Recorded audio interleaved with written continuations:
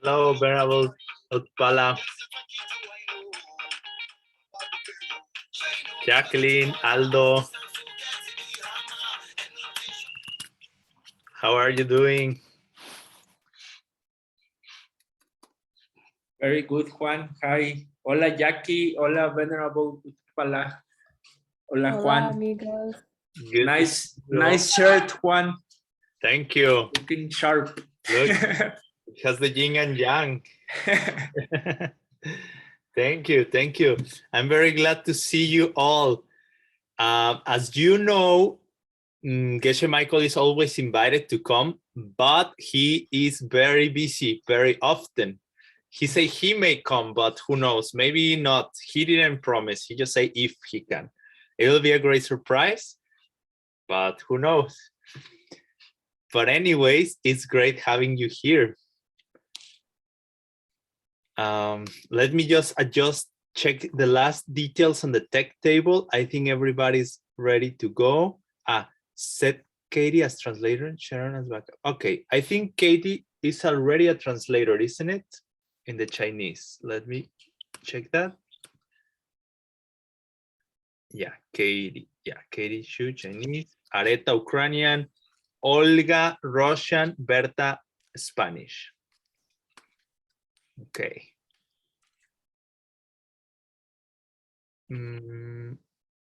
Sharon. Okay, Sharon, can you raise your hand, please? And then we'll set you. I see. So you'll be there just in case for the backup. Okay. Okay, so welcome everybody. This is a very, very special session because it's officially session number 75. I think we are getting closer, I mean, to the session number 100. Soon that will be, and we hope we can have like a great special event for that session. So today's topic is, I found it very, very interesting, very, very amazing. I feel very lucky to just be able to be helping this project because I get to read a lot of the material that we use for these sessions, and I think it's really unbelievable. I'm really surprised that the classes. What I'm liking to do lately is I go back to classes before I start studying, like classes before 2013. That's when I started, and I'm finding beautiful jewels.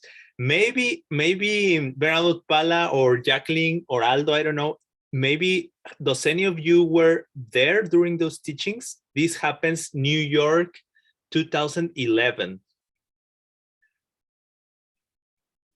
You're both muted.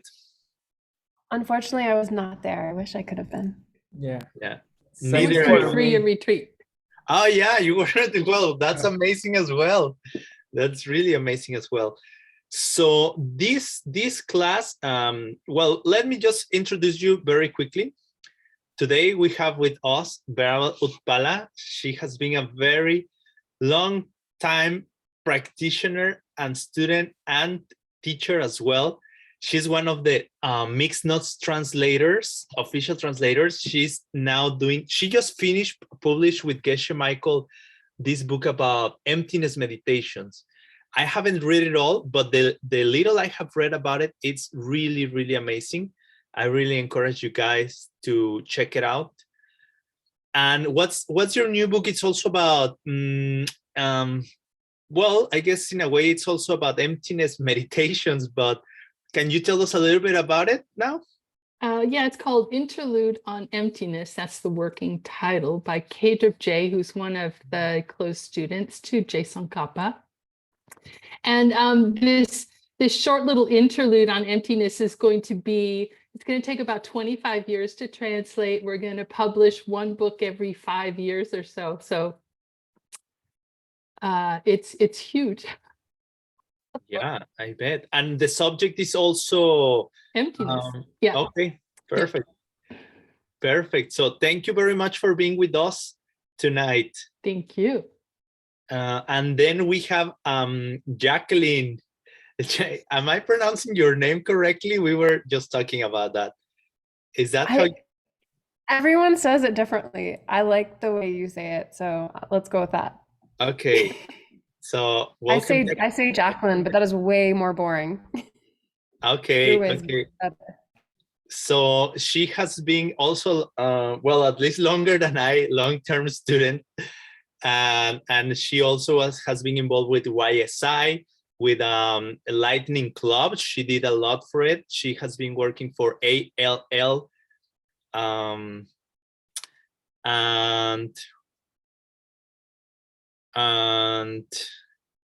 well, sorry, I got distracted because there is somebody's having trouble in the Russian channel. I don't know. Can Russian speaking people just let Olga know if you can hear her translation? As far as you can hear it, if anybody can hear the Russian channel, we are good. If not, if you can't hear anything, maybe just let her know, she will let me know. But I think you'll be able to hear it. Okay, my apologies. I was introducing Jacqueline, and she has been fundraising for ALL.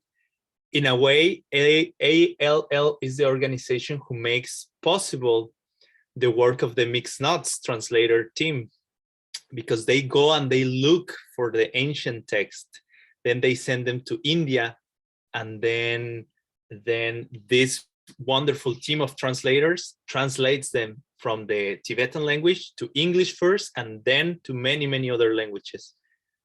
Then we have as well Aldo. Aldo is a very dear friend of mine from Guadalajara.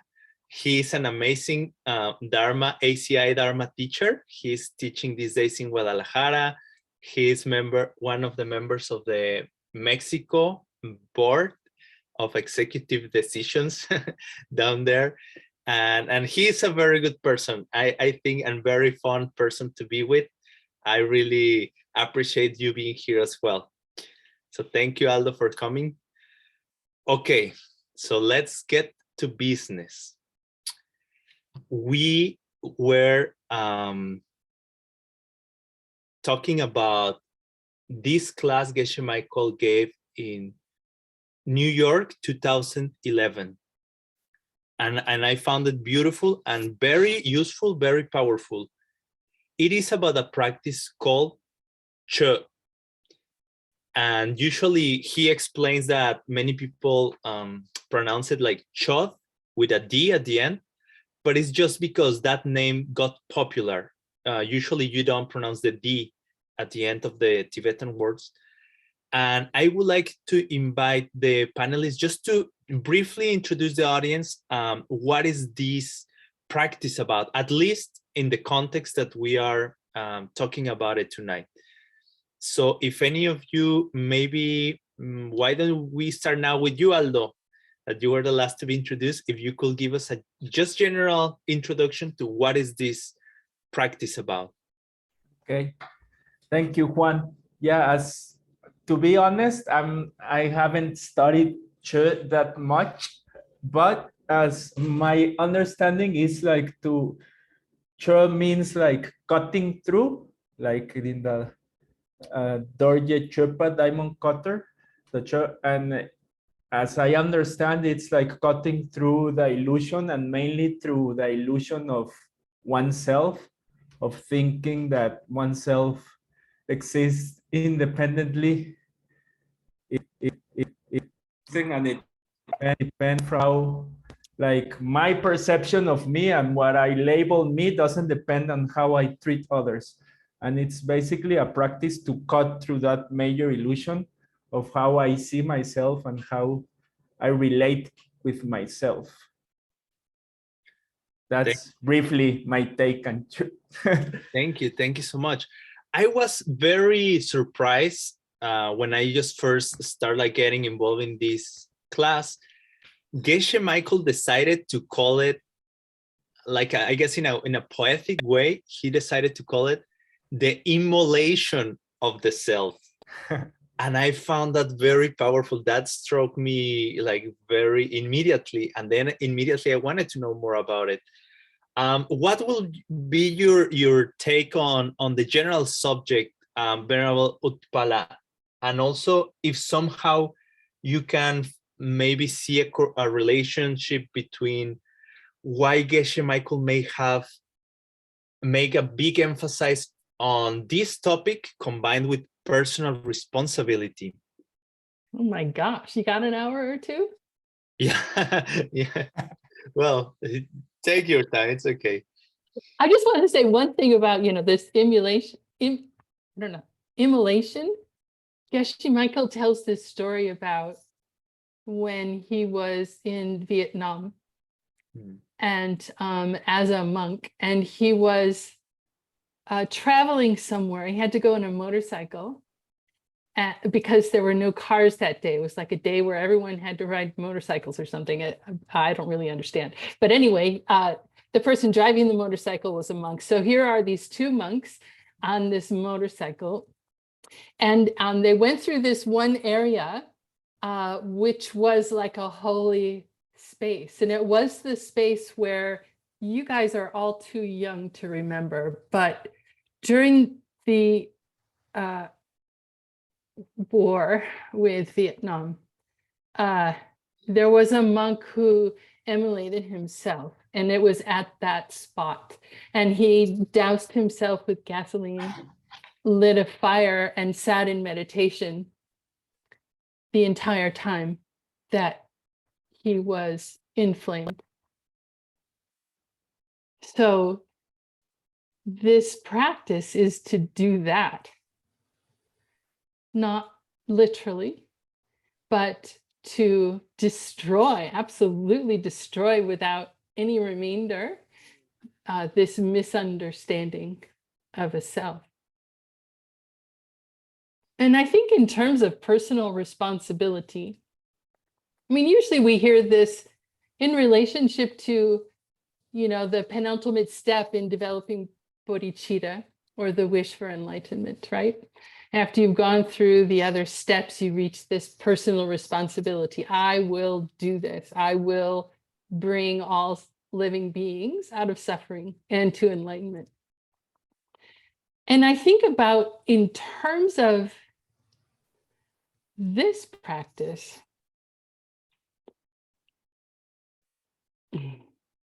and there's a lot to say for me, that this personal responsibility with regard to bringing everyone out of suffering is every single thing I experience is the result of my own past thoughts, actions, and words, right? There is nothing in my experience that's independent from me. For me to help others get out of suffering is to take the personal responsibility of myself, destroying my misunderstanding. Only then will I see beings who are in bliss. Only when I have removed all the misunderstanding, not only of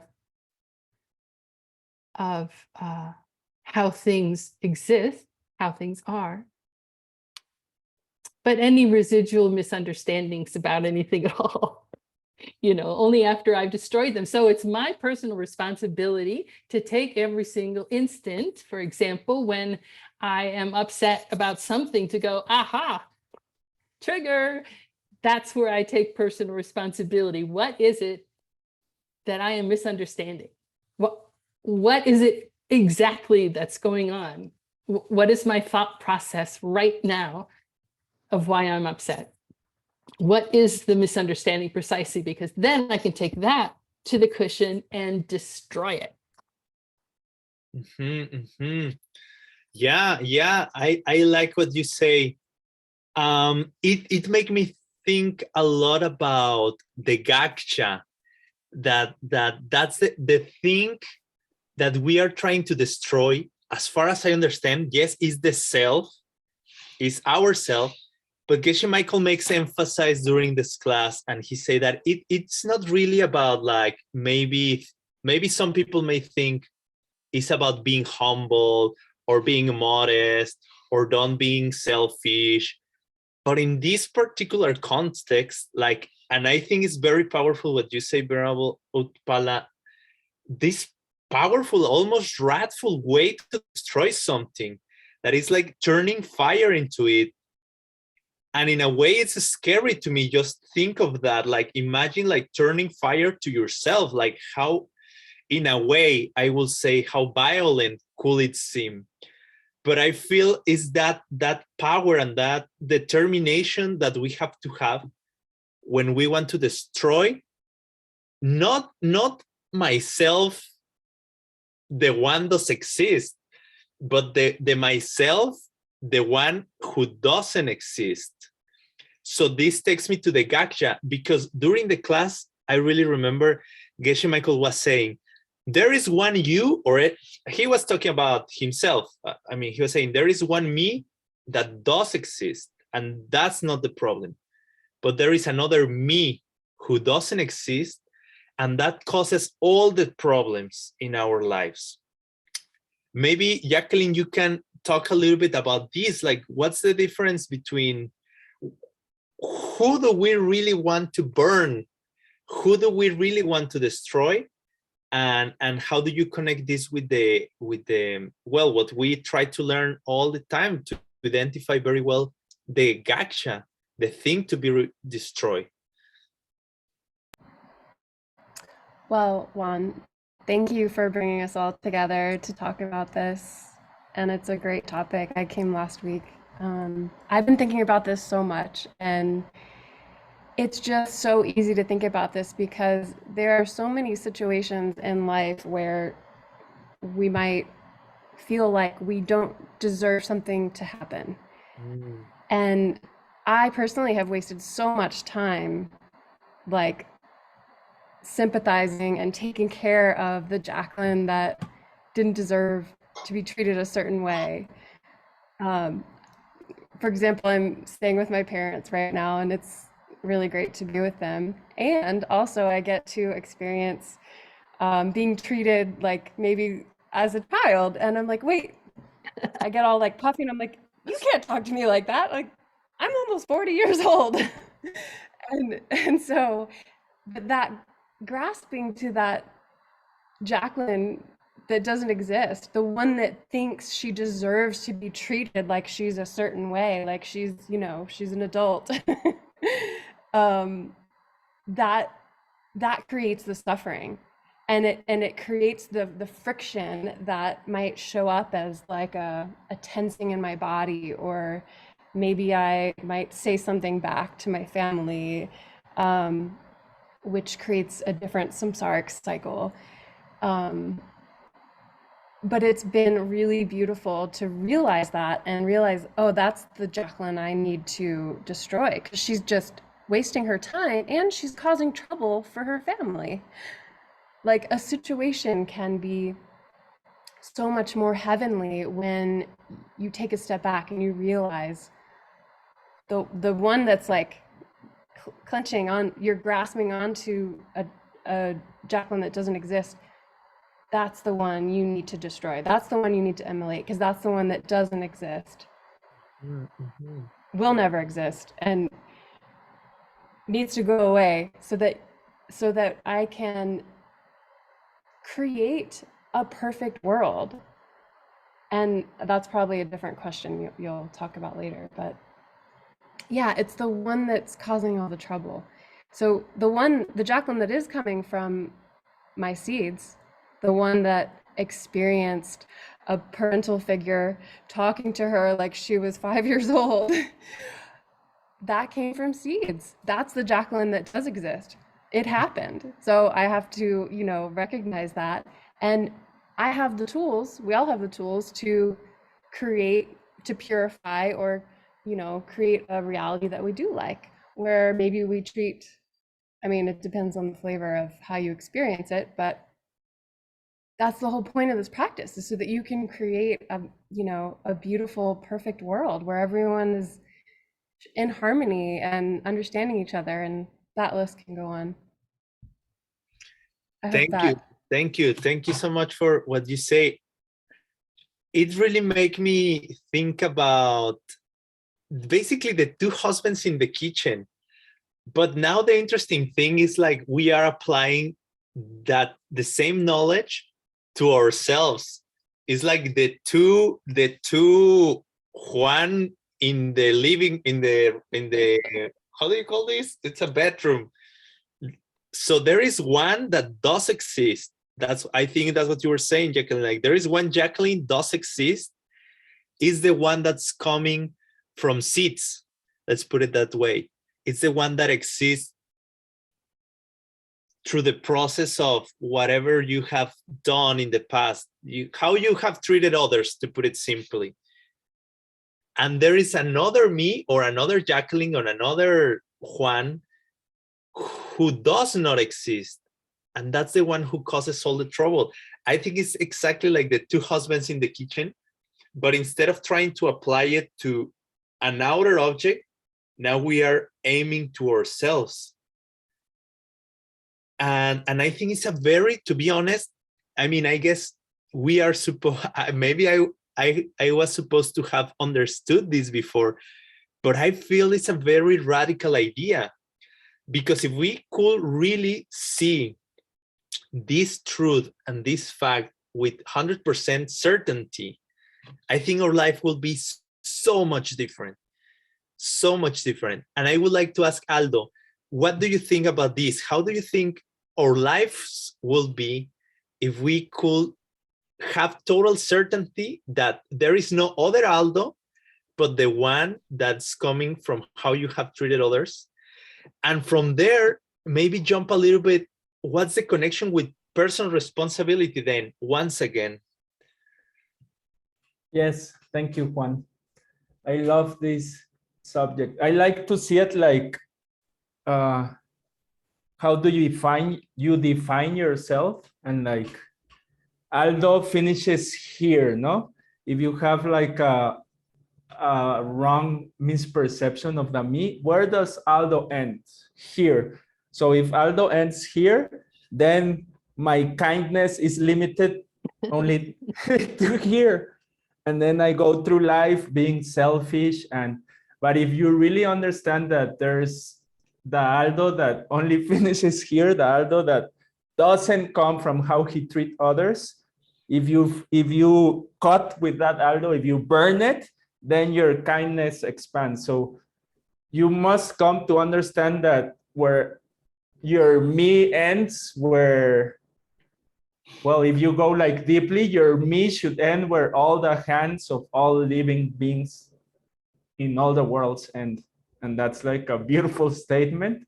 It's very deep, but when you think the me ends here, then you become selfish, and your heart is closed because you only take care of yourself. But then you understand that how you conceive yourself and what you define as me is a result of how you treat others. Then yourself must expand. Like the teaching of the mouth, like functionally the mouth of other people are my mouth, you know, the donut teaching, the beautiful teaching. So if a donut has to pass here, but it has to pass before through some other mouth to pass through this mouth, then I must take care of other mouths. Then you expand what you define of me. It's like, I remember when Geshe-la said that if you only take care of yourself, it's like if you're freezing and you only like cover your pinky. And then it's like, well, why am I feeling so cold? Because you're not taking care of other people.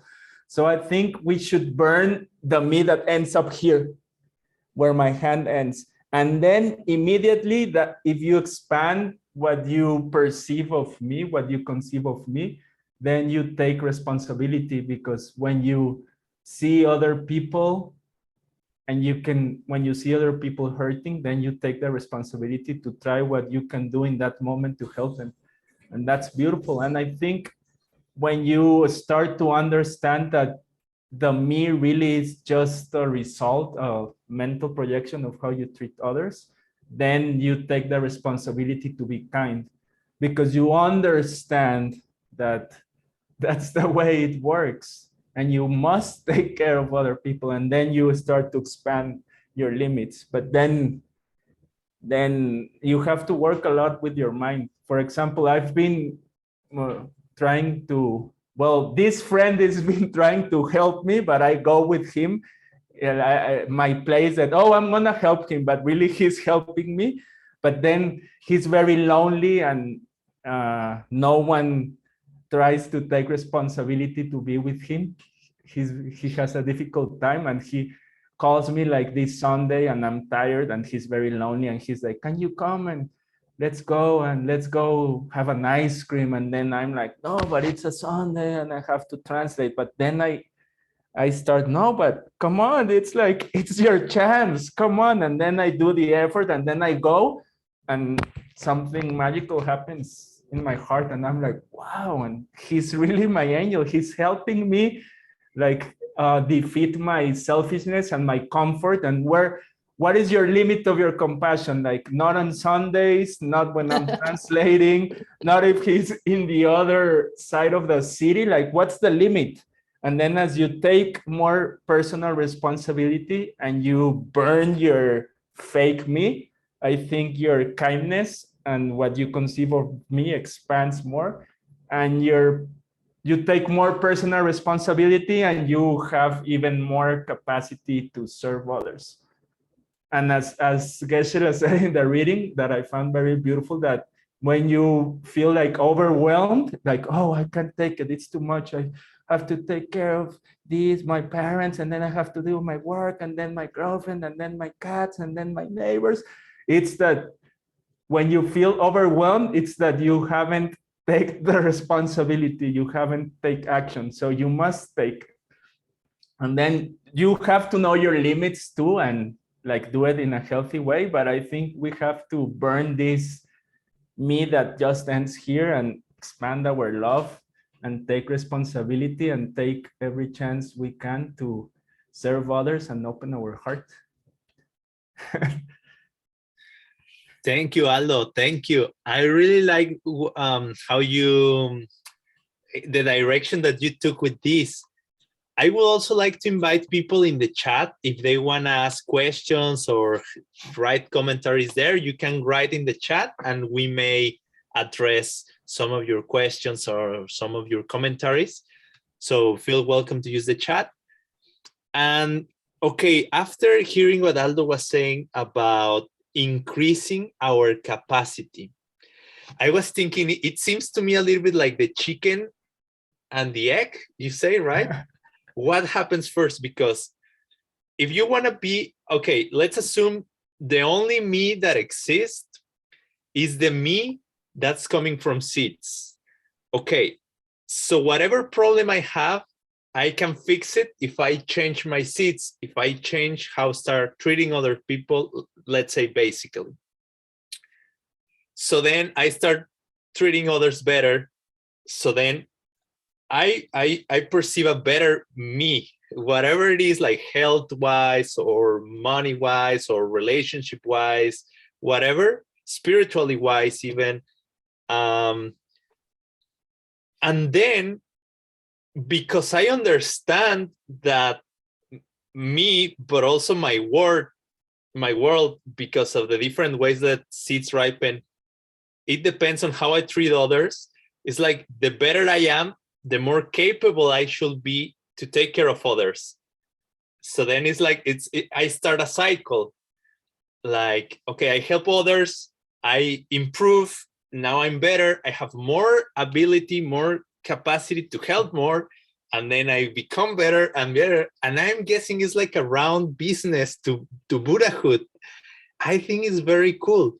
I would like then to maybe see, what do you think, Venerable Utpala, and regards like how can we start, what may be some of the advices of how can we start to increase our capacity to take others in order to improve ourselves, in order to be more capable to take care of.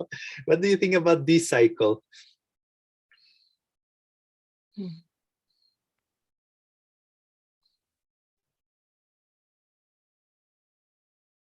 What comes to mind is to help other people who are trying to build a capacity in something.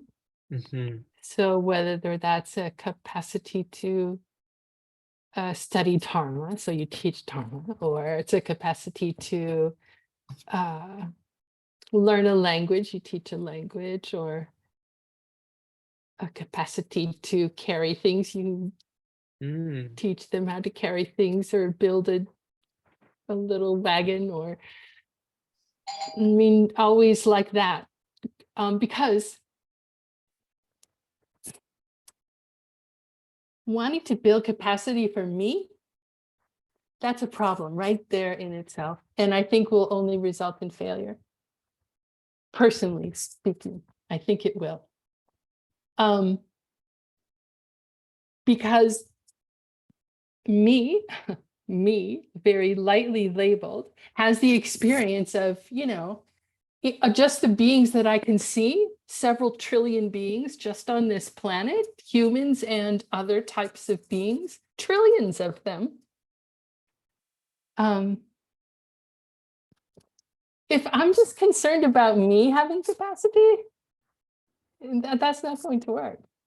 I have to have the motivation, and this is one of the things I think you raised, maybe it was in the email to us, about questions about how to make a karma stronger.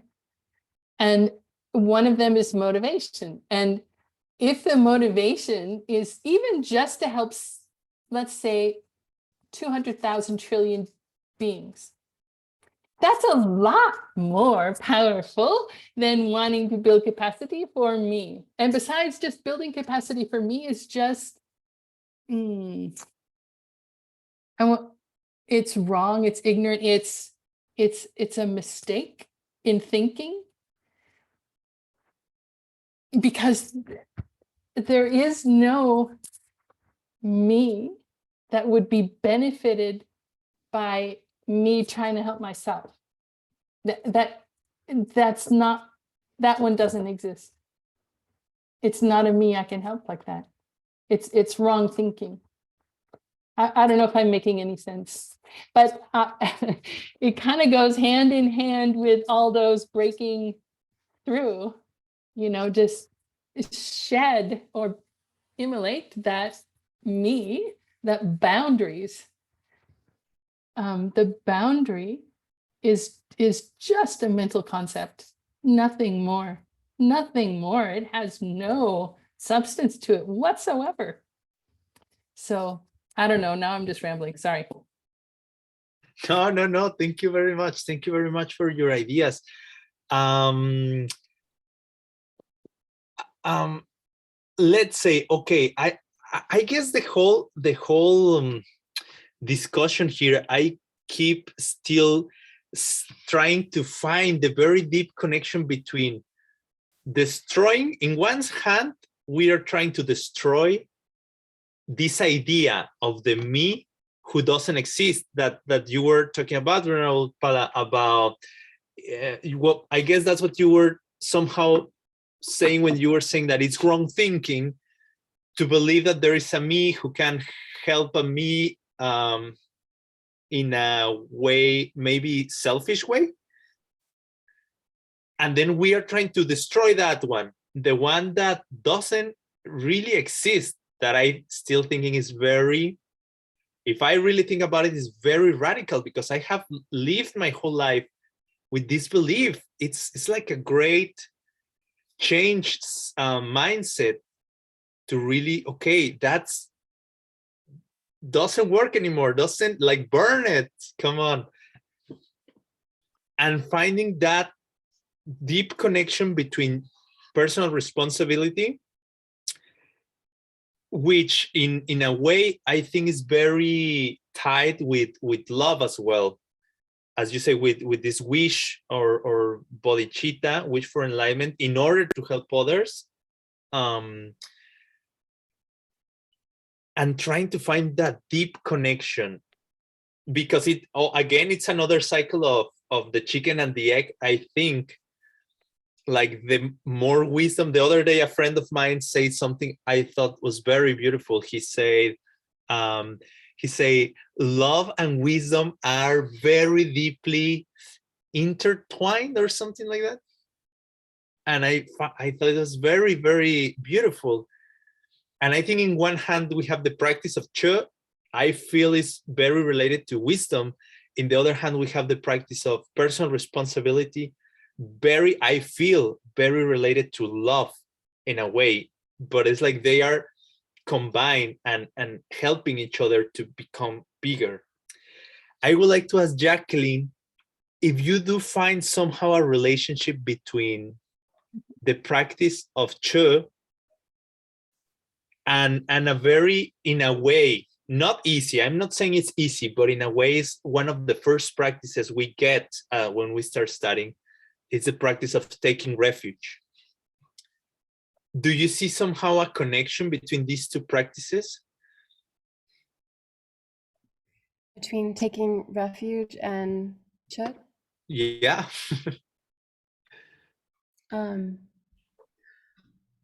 Yes, well, first of all, I don't know the whole practice of Chod. I only know the class that you've presented to us and that Geshe Michael taught in 2011.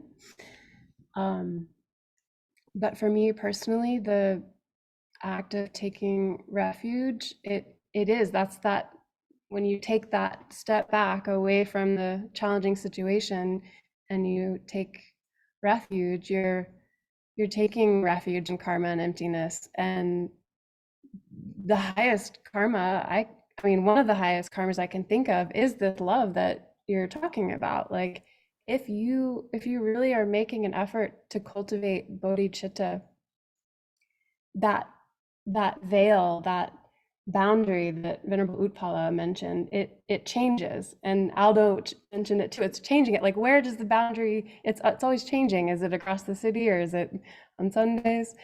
And it's habituating going for refuge in karma and emptiness, but also this love, this, like, in the poem for this teaching, it takes you through steps of bodhicitta and recognizing the kindness of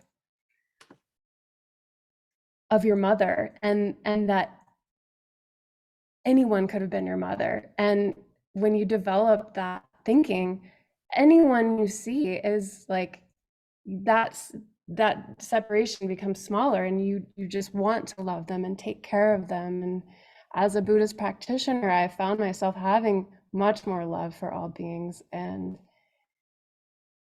even if they hurt me, it's like they're like my children or my mother, and I just want to love them and help them get through whatever they're going through. And whatever I'm perceiving is coming from me, so it becomes less important and easier to love when you take refuge and you think about the bodhicitta that you're striving to have all the time. Sorry, I know I gave you more than you asked for, but I was just thinking about. That's great. That's great. We are in an open talk. It's great to hear. Even if you want to say something that's not related of what I asked, you're welcome.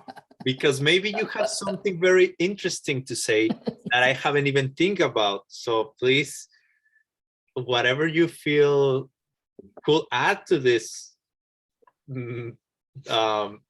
session, that'll be great. I did have a thought, Juan, that, you know, when you're doing the 7-step practice of developing bodhicitta, or the wish for enlightenment, you reach this penultimate step, you know, and you say, I will do it.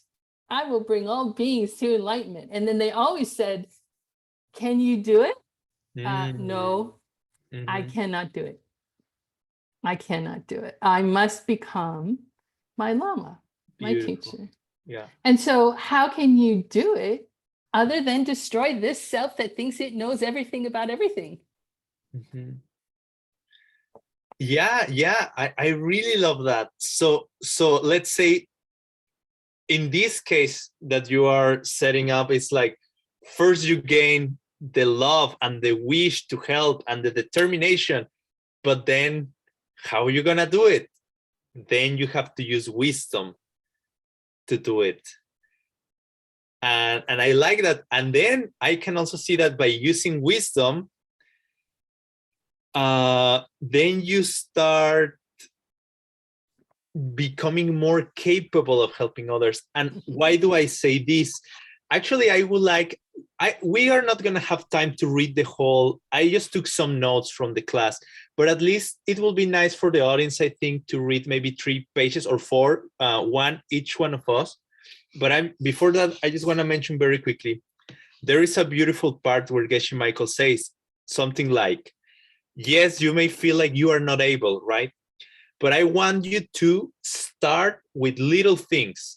Take personal responsibility with little things, and the karma for start doing little things for others is going to start, it's going to increase your capacity more and more and more. And he says, start with easy things. He says, yeah, he says, if you cannot do the dishes after you cook, let's say, or after you have a dinner or something, forget about getting enlightened. If you cannot do these little things, forget about the bigger things, but you have to start with little things. He says, start with doing the dishes, start with cleaning the floor, cleaning the bathroom, taking out the trash, helping the study center, and everything that I have said is, those are things that he did mention. I don't know the order exactly, but he did mention all of those things. And then our capacity is going to increase.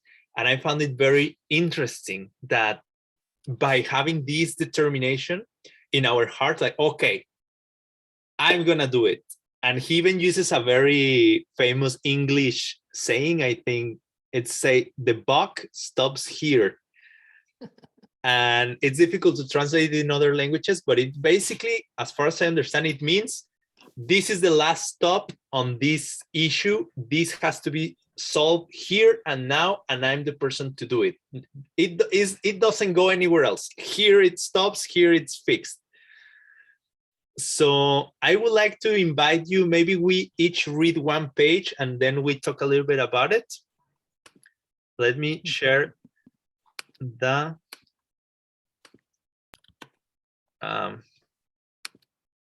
hey, wait, here. Oops. Excuse. Okay.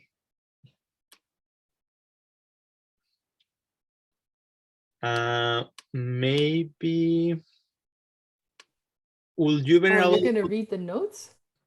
Yeah, because it's the class. Okay. Would you like to start? Who, me? Yeah, just 1 page. Ch means to cut. Ch. And it means cutting off or eliminating the self, but very specifically the self that does not come from seeds, the self we believe is there from its own side. It doesn't mean cutting off our ego in the sense of becoming humble, nice, agreeable, and polite. It means you throw away the gotcha of your body and mind that could exist by themselves. It is to eliminate the you that was never there. I spend my life taking care of a me who is not even there. Chod is the practice of reaching happiness, peace, and so on by realizing that the person you always took care of was never there. The one you struggle to make happy was never there. Is there a me there? Yes, and you have to understand that. Understand the difference between which one is here and which one is not here. And here. Who is the Betts that is not here? We go into wisdom, into understanding. There is one Betts that is here, and she exists and she functions, and that one is not a problem. That's not the one I have to burn. Who is the Betts who's not here? That's the one that I have to burn. that bets that doesn't deserve everything that's happening to poor her in her life, that one doesn't exist at all, never existed. That's the problem. Only the Bets who acted in a certain way and is getting perfectly what she planted is there. Thank you. Thank you very much. And Aldo, would you like to read the next one? Yes, sure. And every event and every atom of him is coming from its own mind, from seeds in his mind. That one does exist. Everything about every person you have met is coming from you. Every detail of your life is a perfect reflection of you. Perfect justice. The world is just. The good news is that you can improve things. You have hope. You can design your next boyfriend or improve your current one. Everything irritating about your current boyfriend, you planted by doing something similar. Cut the Aldo who is never like that. I'm not like that. I don't do that bad or that much of a mess, for example. Check how the flowers called Mexican primaveras, maybe? I didn't know the name. Primers or Mexican primerals. Primerals. I could Primrose. figure it out. Primerals? Mexican primerals, something like that. Primrose, Mexican primrose grow. They are little seeds and they grow big. The boyfriend you can change because you talk to him is not there. You're not talking to who you think you're talking. If you have been 3 or 5 minutes late, you will have a boyfriend who is 2 hours late. There is no such thing. You can talk or not talk, but he will not change. That's the case of everything in your life. The guy you're talking to does not exist. Until you change your seats, nothing will change. Do check with those projections, with those people who do not come from your seats. You're burning a person who was actually never there. Even if that person is not there, sometimes it seems difficult to burn them. It should be easy. At the end of the day, they were never there anyway. Thank you. And lastly, Jacqueline. There is a part of Ch that is secret. You need initiation. If you do it, your whole life will change. It is very, very beautiful and powerful. Your whole life will become beautiful. To get it, you have to sweeten, not me, Geshe Michael, up, butter him up. Hopefully, sometime we can do the whole Ch, but that requires an empowerment.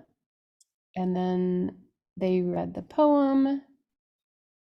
And then here. This is a part in the practice of Cho when we think about the billions of times we have been born and been moms and children of each other's. Countless times.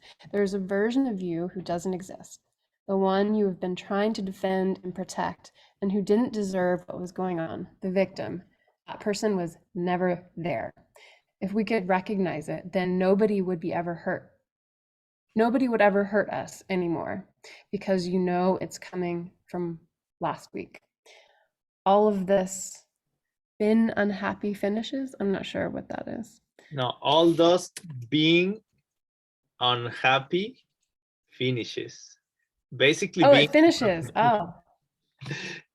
all this So being all of the being unhappy finishes. If you know things are coming from you, you just have to change it, clean them up, and then the person changes. There's no reason to be unhappy or to live in a world which is not perfect.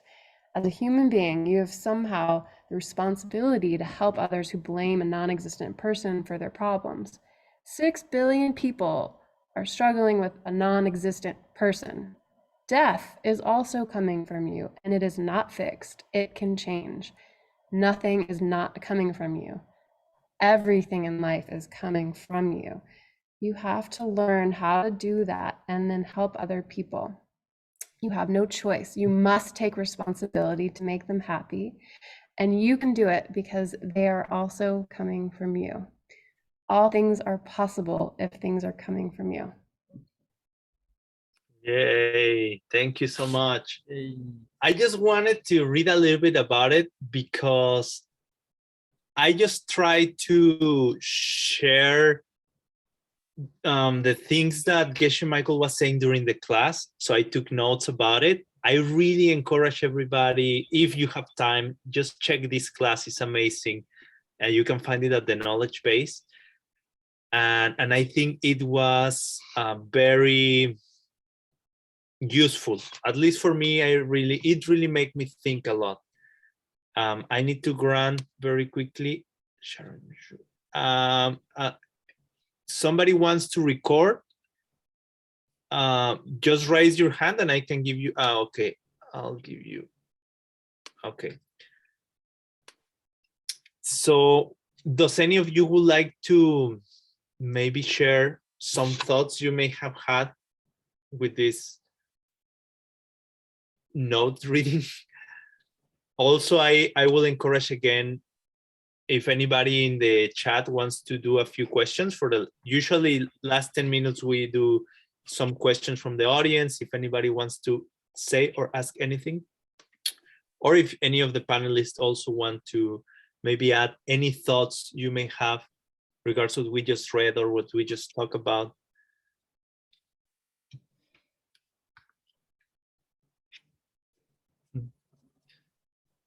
And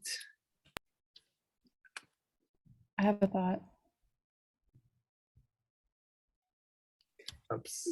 It's a small addition. Can I share? Last night I was thinking, I was trying to go through this process of cutting away the Jacqueline that doesn't exist regarding a specific issue. And something that came up was, and Geshe Michael mentioned it in the audio of the class, when you realize it's coming from you, it can feel a little bit depressing. And that can derail you too if you get stuck there. And I found myself having to kind of almost forgive my past self, the version, like, I don't know when she existed or he or who, like, it was this step before realizing, oh, I need to have intelligent regret, not guilt. Like, okay, like that person doesn't exist anymore and I know how to purify it. It was just an interesting extra step that it's not from the teachings at all, but it was something that came up for me personally and I thought I would share it. No, thank you. That's the idea. I keep saying that I like that this space, it's a great opportunity to do the part of the contemplation, you know, the listening to class, contemplation, meditation. I like to think about this space to do number 2, who is in a way could be just talking with your friends. Even when I have questions, I like to bring them up to check what the audience says, to hear different ideas and think about them. So it's great to add any reflections we may have with these topics, even if they connect to other topics. If all of a sudden any of you want to talk about pramana and how Chedra works regards to the gaksha of the me that doesn't exist, that's amazing. Yeah, please feel free to add anything. I would like also to read one page, the last one, because I found it very touching. Let me share one again. And I don't know what happened with, I need to find it. Wait. Meanwhile, Juan, I would like to share when you were talking about the wisdom like intertwined with love. I remember, and I love it how I remember I heard it once from Geshe-la.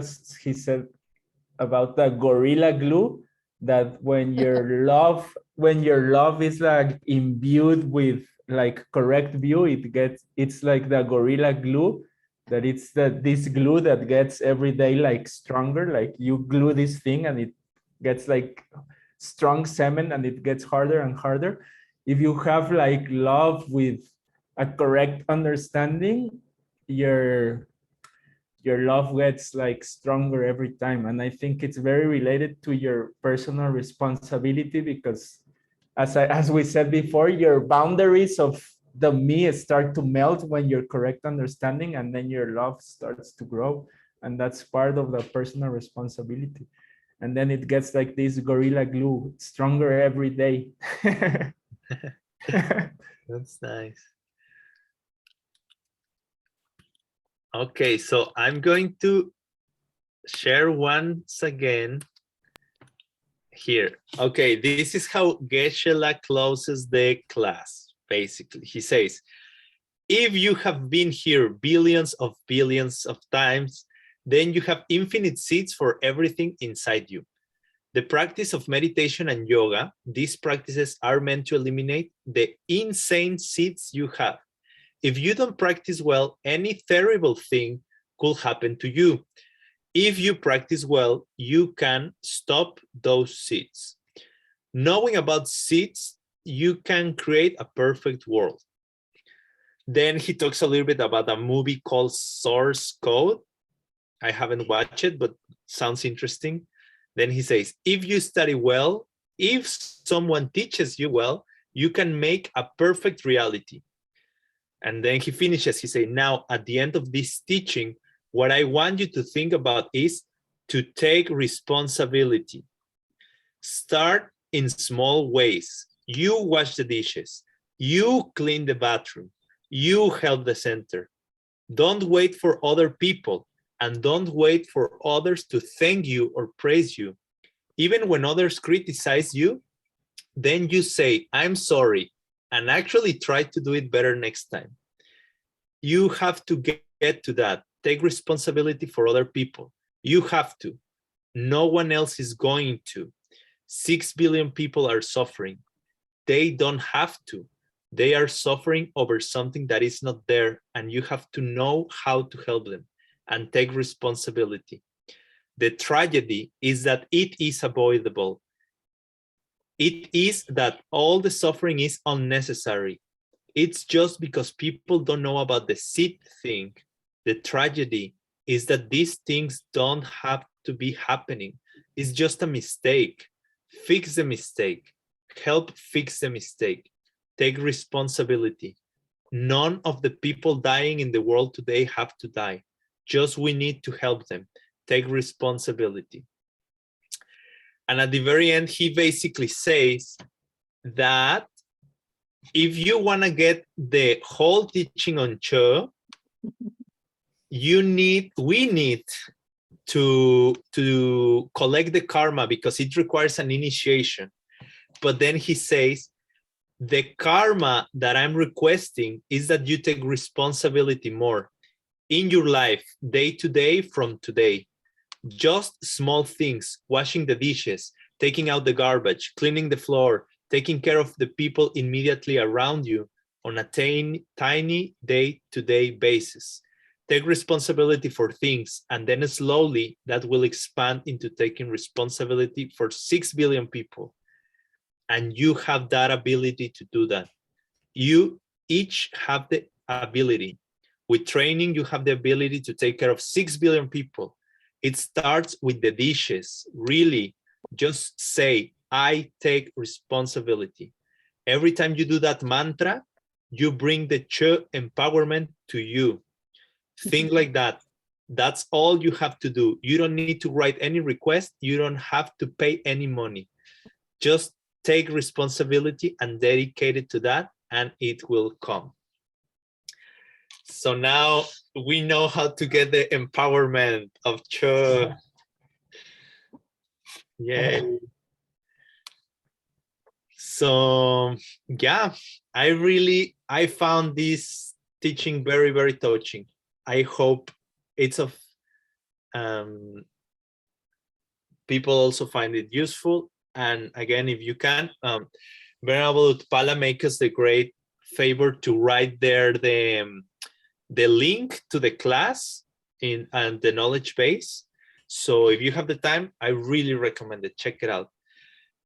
And if anybody else wants to add anything, it's a good time.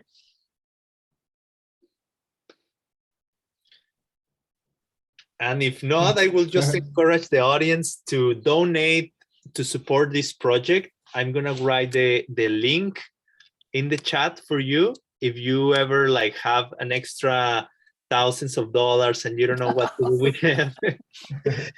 Or 10 cents. Yeah, whatever you have, whatever you can, it's a very good help for this project. This project, and I'm not talking about the reading club, I'm talking about the translation of the big text that Geshe Michael and the team of beautiful translators are doing.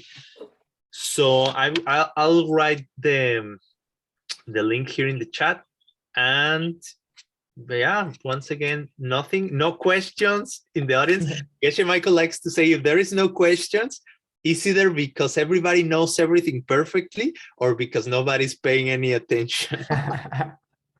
It's a joke, but I think he has said that. Or maybe they're asleep. Yeah. Let me just go quickly to get the link for you.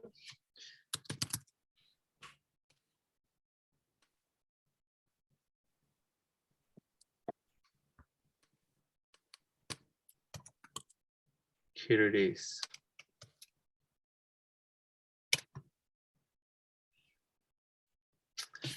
Great. So, well, thank you very much. Thank you very much, Jacqueline, Aldo, Bernal, Pala. It was great having you. Nice talking to you. Thank you for participating and for sharing your knowledge and your good wishes in the form of Dharma to all of us. So thank you so much. Thank you as well to everybody who came, to the attendees, to the translators. Thank you very much for supporting this project. And we hope we can make it. We are just 25 more chapters away from session number 100. So I know we can make it. And for those of you interested in the translation courses, the next term is happening on October 1st to October 11, if I remember correctly. Is it, Bernard Pala? Do you remember differently? I think it's from the 1st to the 11th, but it's in October. It's the 1st through the 14th. Ah, perfect. Okay, 1st to the 14th. So get ready. Start practicing your Tibetan. Okay, we'll see some other time soon. Thank you very much and have a good night. Thanks, Juan. Thank you, Juan. Thank you, Venerable Utpala. Thank you, Jackie. Thanks, all the tech crew and the translators. Thank you. Thank you for coming. Have a good night or good morning.